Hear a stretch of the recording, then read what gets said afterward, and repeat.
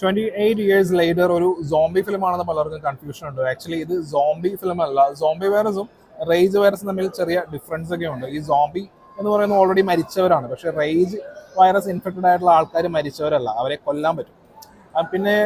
പിന്നെ പ്രകടമായിട്ടുള്ള ഒരു വ്യത്യാസം എന്ന് പറയുന്നത് ഈ സോംബി എന്ന് പറയുന്നത് വളരെ സ്ലോവിലായിരിക്കുള്ളൂ, പക്ഷെ റേജ് വൈറസ് ഇൻഫെക്റ്റ് ആയിട്ടുള്ള ആളുകൾ വളരെ ഫാസ്റ്റ് ആയിരിക്കും. ഈ 28 years later എന്നുള്ള സിനിമയിൽ ആൽഫ എന്നൊരു കാറ്റഗറിയെ ഇൻട്രൊഡ്യൂസ് ചെയ്യുന്നുണ്ട്.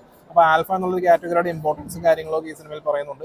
ഇതിന്റെ കണ്ടിന്യൂഷൻ 28 yearsന്റെ കണ്ടിന്യൂഷൻ അടുത്ത വർഷം റിലീസ് ആവുന്നുണ്ട്. അപ്പോൾ അതിൽ വളരെ പ്രാധാന്യമുണ്ടാവും ഈ ആൽഫ എന്നുള്ളൊരു കാറ്റഗറിക്ക്. ഈ സിനിമയെ കുറിച്ച് പറയുകയാണെന്നുണ്ടെങ്കിൽ നല്ല കിഡിലൻ തിയേറ്റർ എക്സ്പീരിയൻസ് ആണ്, നല്ല കിഡിലൻ വയലൻസ് ഉള്ള, ഭയങ്കര ഇമോഷണലി ഹുക്ക് ആവുന്ന സ്റ്റോറി ലൈനുള്ള, ഞെട്ടിക്കുന്ന പല കാര്യങ്ങളും സ്ക്രീനിൽ വരുന്ന ഒരു സിനിമയാണ്. ഈ വർഷം സിന്നേഴ്സ് എന്നുള്ള സിനിമ കണ്ടതിൽ ഞാൻ സെക്കൻഡ് പ്ലേസിൽ വെക്കുന്ന ബെസ്റ്റ് ഫിലിം എന്ന് പറയുന്ന 28 years later എന്നുള്ള സിനിമയാണ്. ഇത് വലിയ സ്ക്രീനിൽ, ബിഗ് സ്ക്രീനിൽ തന്നെ കാണേണ്ട സിനിമയാണ്. ഒരു സ്കോപ്പ് ഫിലിമാണ്.